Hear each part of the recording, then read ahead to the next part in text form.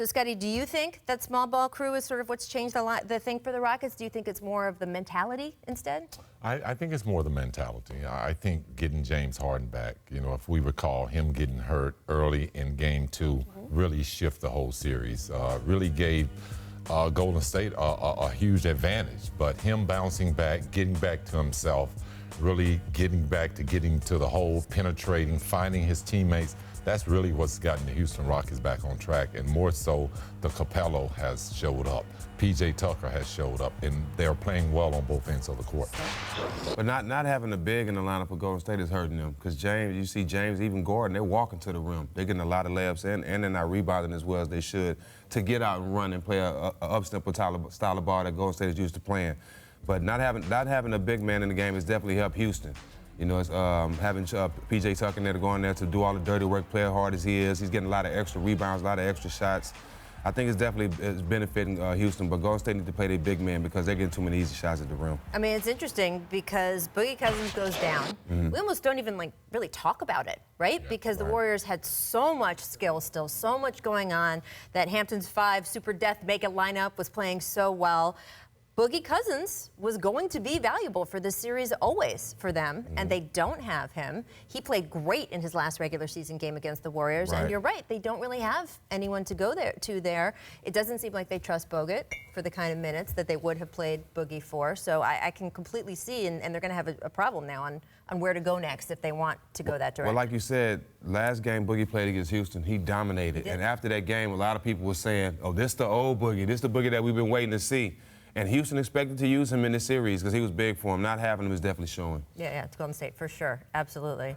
Well, I would say that he would make a difference, but I think just Houston's style of play, Harden out there makes it very difficult. And you put Cousin out there, he's going to cause that matchup, and you're going to have Harden and Cousin at the top of the floor. So I think it was going to be a tough series for Golden State no matter what, just because of the way that James Harden has been playing this season. And look, we criticized James Harden for years, basically, because of him running out of gas, right, in the playoffs. And he came into the season saying he changed his workout routine and he felt he was going to be strong when it counted. Now, we haven't gotten to games 5, 6, and 7 of this series, but so far, you're absolutely right, Scottie, he has backed up his words. I want to take the Steph Curry quote here, though, because after dropping both games in Houston, here's what he said.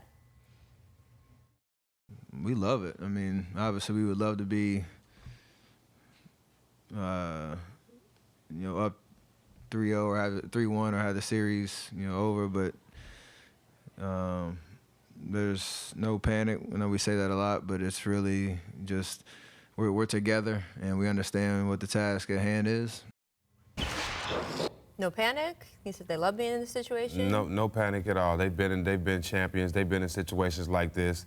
They still a confident team. They're going home. They play better at home. Last year in this series, they knew that whatever team could get a win on the road would win the series. It's the same situation this year. They got to go home and defend home court. They have 2 MVPs and a whole bunch of champions on that team, 2 coaches with championship experience. I don't see them panicking at all. They're not going to panic, but it's a lot of pressure on them. Yes. They must win at home. This is a 3-game series for them right now, as well as Houston has played against them throughout this season, throughout this playoff. They're being challenged, and we haven't seen the Golden State Warriors be pushed into a corner like they are right now. The Houston Rockets, fully healthy. They're fully healthy, so it makes great for basketball, and I think they realize that this is a dogfight for them, and they must win Game 5 or it could possibly over. Klay hasn't showed up either. Well, yeah. You know what I mean? That's a big thing, too. When Klay show up, you will see a different team. You will see a different Golden State team.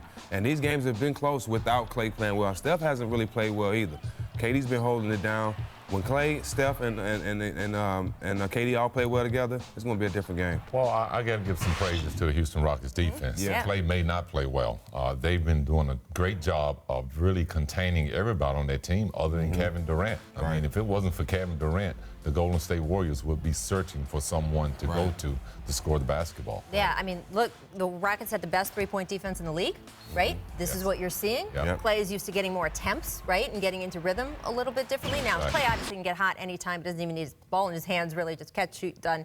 But, so yeah, I can see that happens. I will say that Klay Thompson, I believe, told The Athletic that he walked out of the movie Avengers Endgame two-thirds of the way through because it wasn't resolving quick enough for him. So, Klay, just a tip from me to you, Avengers is really good. If you had stayed through the movie, maybe that's shooting. I'm just saying, I don't know.